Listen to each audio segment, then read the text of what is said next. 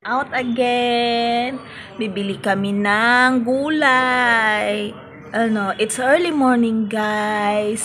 So, it's kind of cold. Kaya mag-walking kami, no? Say hello to tita din. Pare mama din. Pare mama first. Pare mama. Pare mama. Oh. Yan si Mr. guys. Cold. Morning walk tayo, guys. So, ayan no, may nagwawalis na sa street.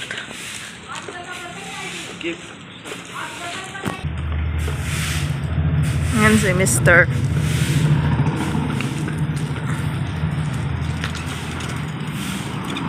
Lamig na lamig yarn. So, suot ko na yung bigay ni Mami G, guys, na kurtina panlamig. So, dito yung lungga ng mga baka, guys, oh. Makikita nyo dito. Everybody here walking like this. Tignan nyo, lamig na lamig ang mga tao. So, dyan yung lungga ng mga baka, guys. Ayan, it's not busy. It's kind of busy.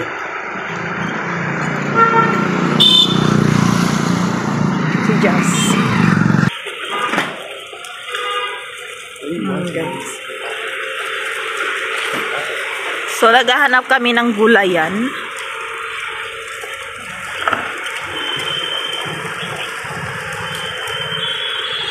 Where we gonna find that though? Huh? Where we gonna find that? So, hindi lang maganda dito sa city namin, guys. Ang daming baka, kalat-kalat. So, madumi pa ang paligid, guys, kasi hindi pa sila nagwawalis. Ayan. Kikita nyo. So, bukas na yung mga store. Dito, may gulayan. Here. Atcha, there's no capsicum. So, ito may gulayan siya dito. Ayan. So, dito bibili si Mr.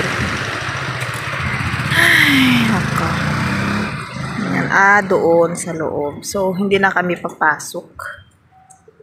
So, ito yung gulayan na bukas na maaga. Ayan, doon si Mr.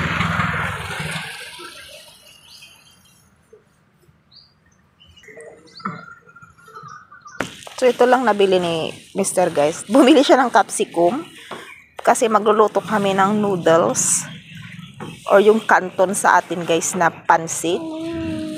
So, dito, guys, pagka homemade kami gumagawa, hindi na kami nag-a-add ng cabbage or carrots. So, capsicum, kamatis, sibuyas lang. Show them, anak. What's that? Show them. Oho. What's that, anak? So, pagka winter, guys, dito, ang luya is, is a must. Is a must din. So, madalas sinahalo yan sa mga sabji pagka winter. Pagka summer naman, hindi kami nagluluya. Tsaka sa chai. Hinahalo din namin yan sa chai, guys. Yung luya. Hold it, anak. Si Jess.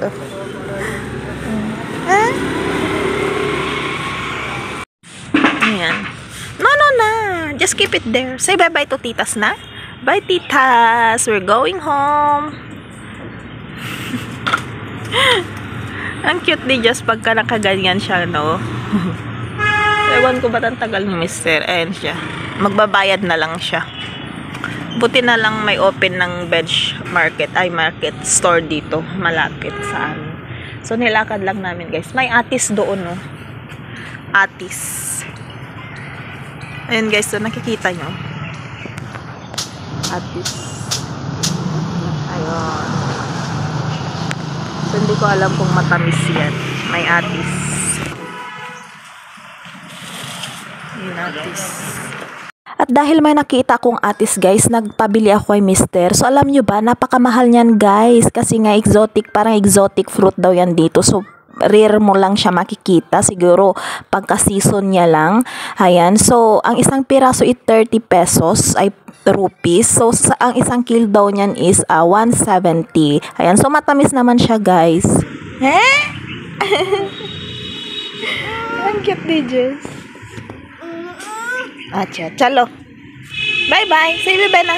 Bye-bye! Yan nga yung mga gulay na aming ihalo sa noodles guys or canton, pansit canton sa atin. So homemade yan guys, gawa sa flour ata. So malinis tsaka safe. So marami kaming stocks guys. Ayan kung makikita nyo, pinakita ni Mami G. So tuwang-tuwa naman siya. So parang isang drum yung aming stocks guys. So pang matagalang stock. So ang ginawa lang ni Mami G guys is nilaga niya muna konti yung noodles. Then ginisa niya sa mga gulay na pinakita ko. Then naglagay lang siya ng salt at some masalas. So ganyan lang kasimple guys. Masasabi kong mas masarap pa rin yung ginisang pansit canton sa Pilipinas guys. Walang tatalo doon. So nirecook ko nga yung akin guys. Nilagyan ko siya ng ketchup dahil nga wala kaming soy sauce dito. So happy tummy si Mister. Thank you for watching.